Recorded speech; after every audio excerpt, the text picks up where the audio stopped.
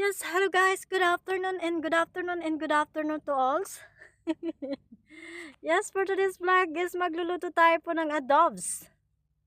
Yan, shout out sa kasirula kong maputis like me. Yeah, hey, char.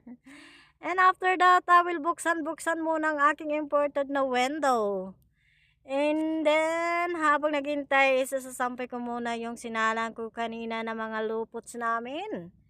Dahil natambakan po ako ng trabaho for today, wala akong gagawin today kundi maglaba at magluto. Yes.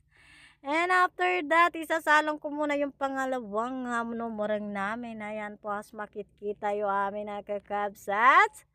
And then, shout out sa beds ko na pinalitan ko ng bedsheets. Yes.